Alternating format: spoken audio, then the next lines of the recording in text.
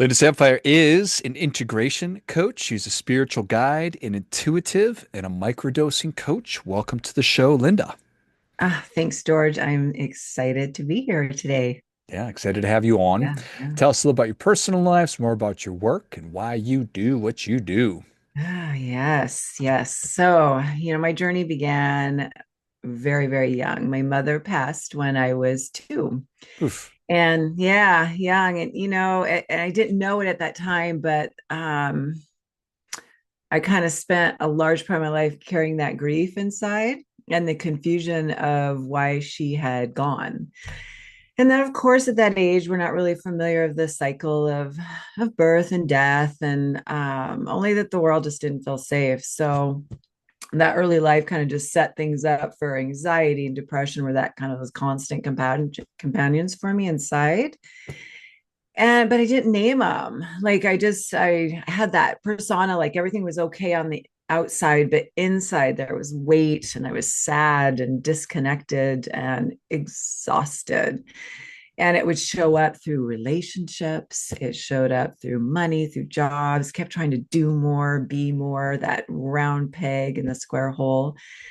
And I knew I hated being alone. Oh, I hated being alone. And because it felt unsafe and dark. So I would outsource my truth so much, striving to please, to belong, all the while that nervous system was just gripping on for dear life, always in fight or flight. But I just felt that was kind of a normal feeling. But it came about just one day. I couldn't take it anymore. I was worn out. I was tired of proving my life had felt like survival constantly.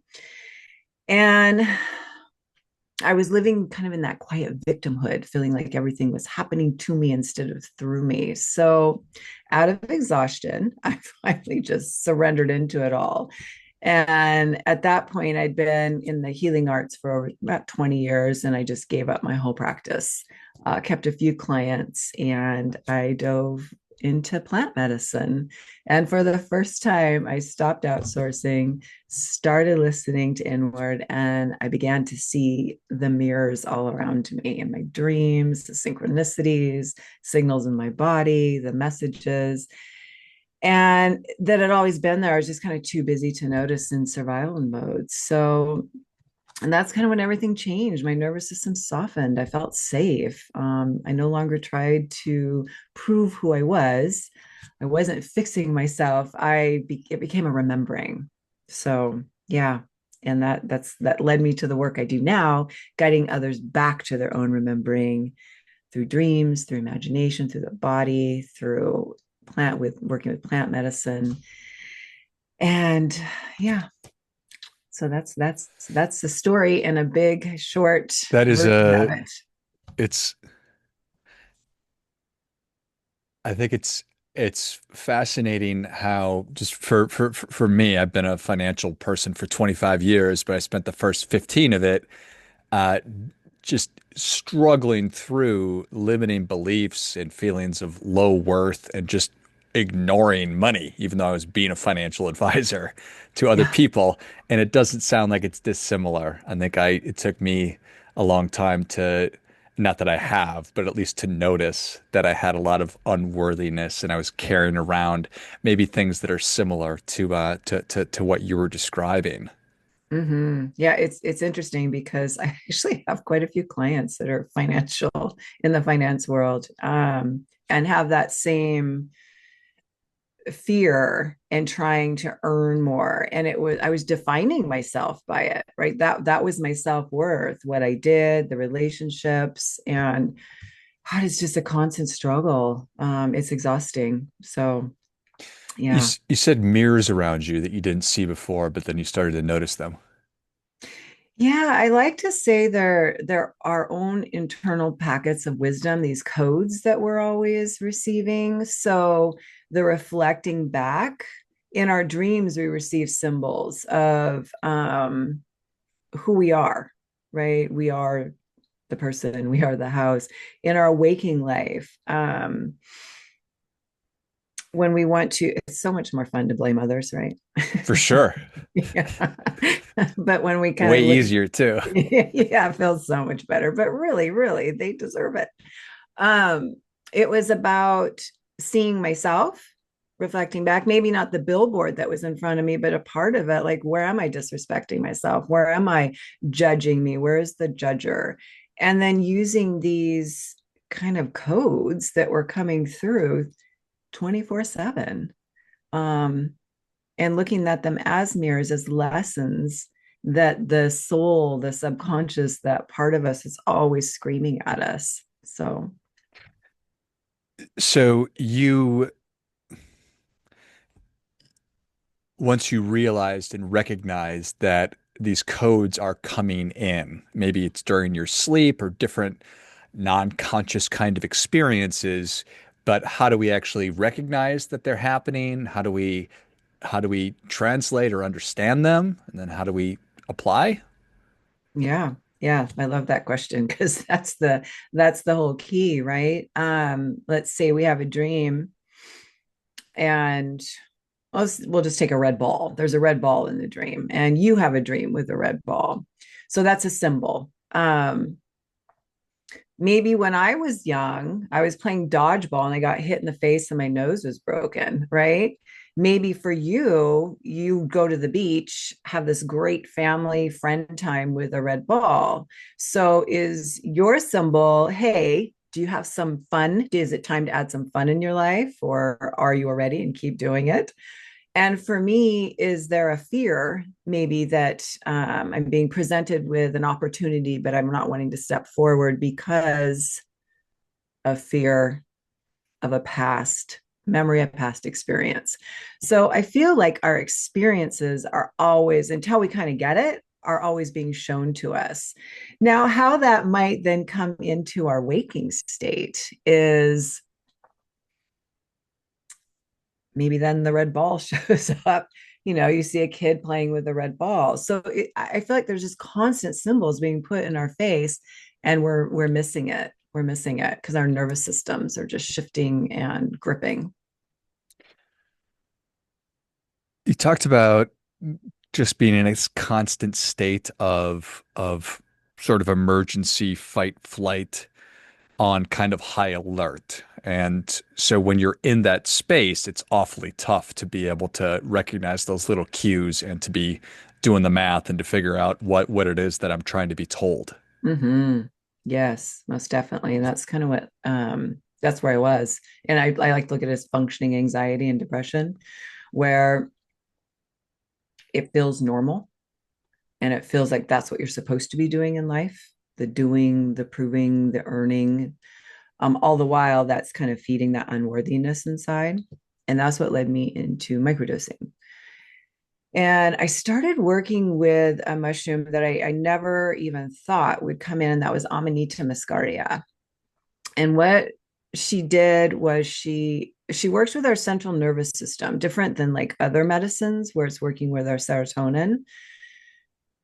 And it helps the lessen the gripping of the fight or flight. We're going from sympathetic to parasympathetic, and all of a sudden there's just this feeling of peace and tranquility inside, and it's very sub-perceptual. But I remember thinking after when I first started microdosing with her, I was like, I have been so creative.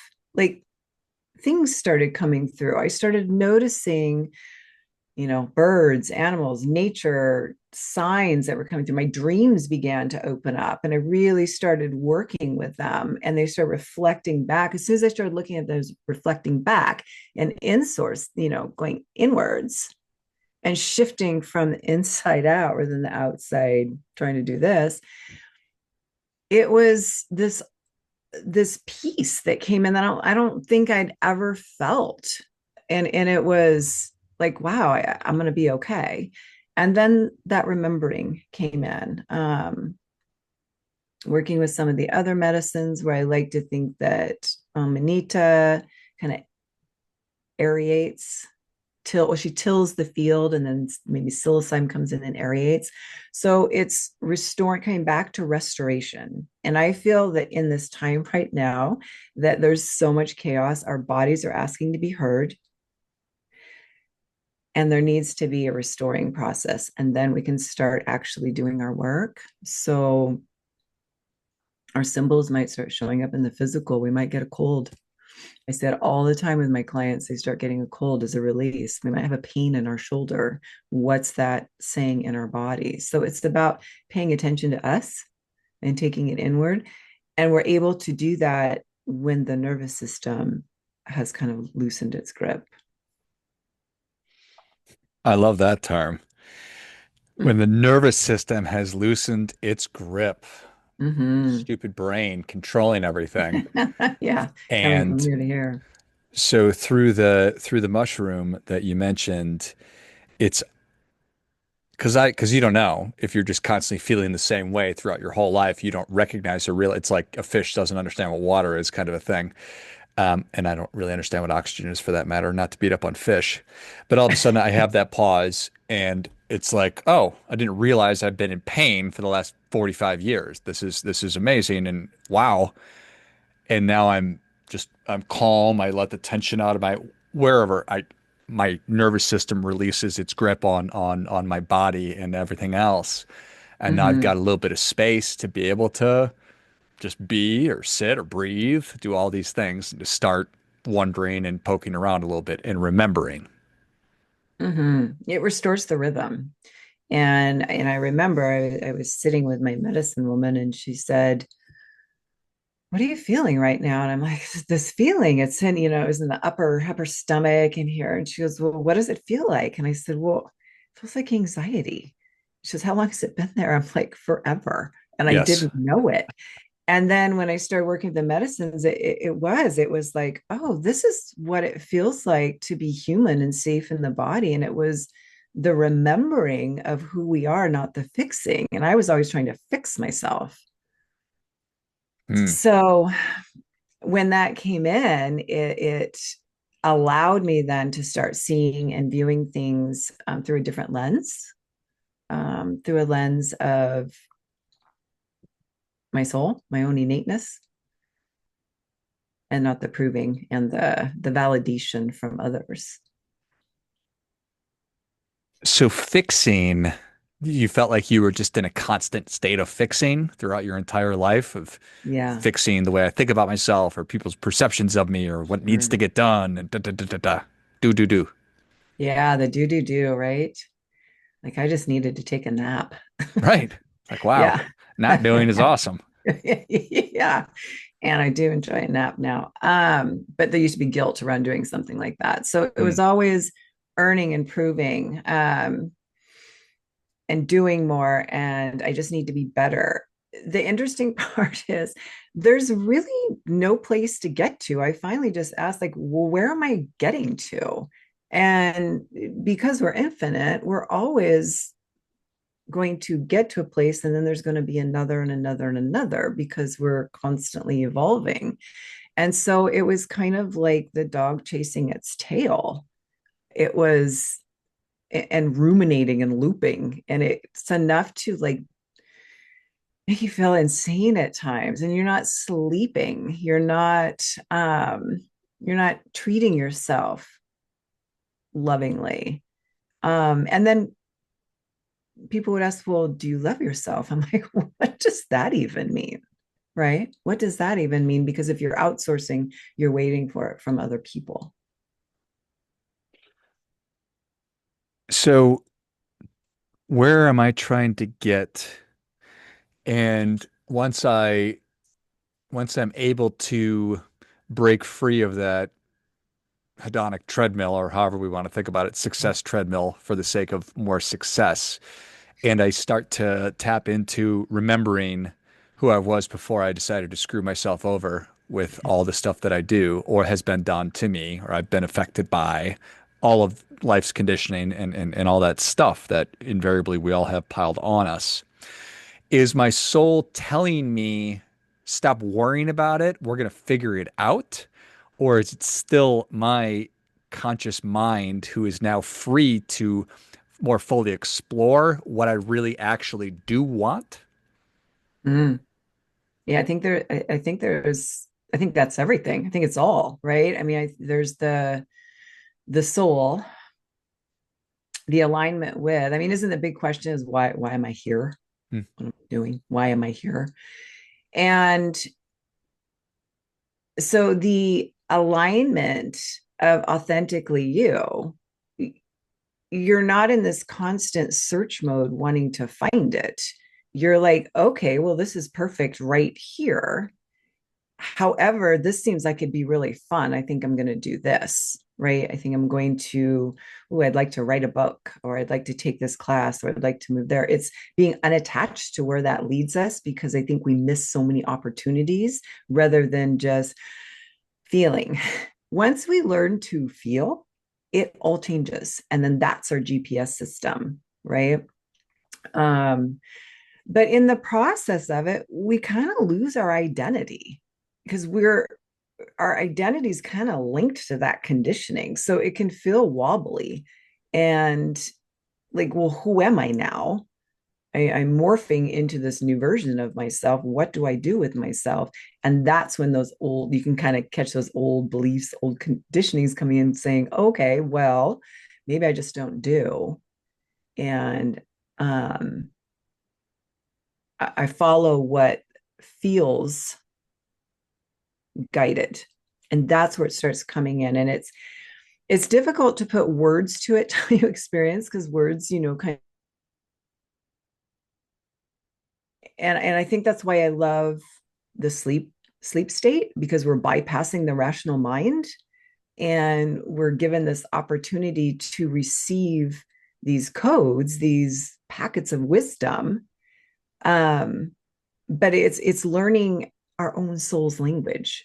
Like, you have your language with your soul, I have mine. Yes, we all are as one, but it's individual, and that's what these medicines, I believe, are bringing us back to, is guiding us back to that authenticity, so that there's really no wrong choice. There's just these outcomes. And from these outcomes, we then can, well, this feels pretty good. Or, you know what? I think I want to shift.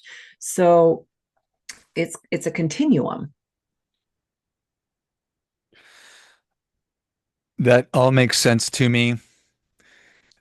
It's I have a hard time reconciling pragmatism, and this is just probably I'm screwing it up still, but I've got bills to pay, I've got kids and a house to maintain and stuff, and I want to honor what I want in the present. If I'm not in the mood to do X, Y, or Z, sometimes I still have to do it, or is just being aware of it and getting closer to that winning. Yes, Mhm. no. No, and I mean, that's a good point, because we have our humanism, right? So then how do we balance the dualities and the polarities of life? How do we know what we do want if we don't experience what we don't? What I have found is those kind of routine, mundane things that we do don't feel as mundane. They don't feel as, um, I mean, you pay your bills, there's an outcome that you kind of like, right? You don't pay it. And that's not right or wrong. You choose. And so it's being embodied in our humanism, being human, having the human experience, allowing that divine wisdom to come through our body. We're still paying the bills, we're still having to work, but possibly we begin to shift our work. Maybe something, the creative flow comes in, and like, oh, I've always kind of wanted to do this. Thank God I have this, so I can do this. So our perspective changes. How we look at it changes. It's not as mundane. Does that make sense? It does. It does for sure. Yeah, yeah. I think that, well, I think it all makes sense. And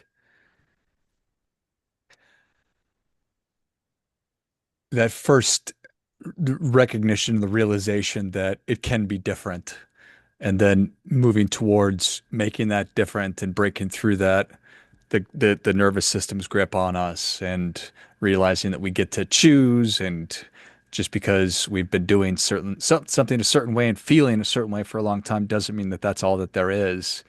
Um, so Yeah, and I think we can get stuck in that that healing loop and the we got to do this first rather than when, and that's the nervous system, right? That's the gripping. So when that central nervous system is soothed, everything else kind of comes in. That's kind of like the core.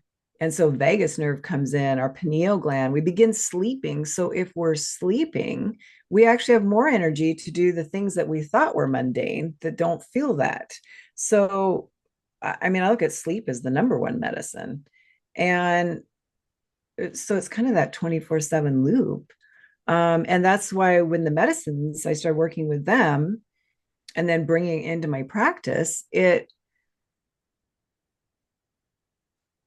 like allies, teachers, guidance, and they become like this relational type. And we look at things different. We look at the world different. And our nervous system is not gripping, and then the healing can happen. If it's gripping, it's not going to hold. So Yeah. Well, I yeah. think it's so exciting that we've Mhm. I almost said that we've figured out all these things when in fact human beings have been aware of the power of plant-based medicine for as long as there have been human beings in plant-based medicine. But good news is that we finally figured it out here in 2025, Linda. But it is exciting that it's so much more accepted and perhaps more understood and more accessible to people because it could be and is a major unlock for so many people.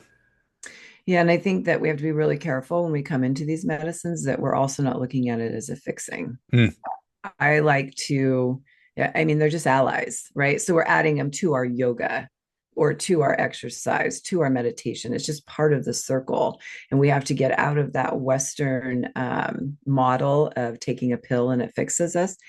This is not a fixing. You still have to do your work. And it's a moment, and it's good to sit in a container with someone and let them witness it and hold space while you allow everything to move. And I think body work, therapy, whatever it is, it's an addition to. I love it. Makes perfect sense. Mm-hmm. Well, Linda, thank you so much for coming on. Where can people learn more about you? How can they engage with you? Yeah, so I my website is lwsamphire.com.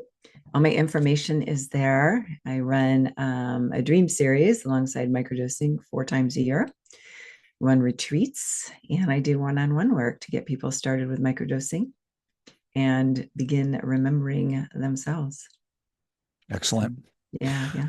Well, if you enjoyed this as much as I did, show Linda your appreciation. Share today's show with a friend who also appreciates good ideas. Go to LW Samphire. So it's LWSAMPHIRE.com. Check out all things Linda and what we've been talking about today.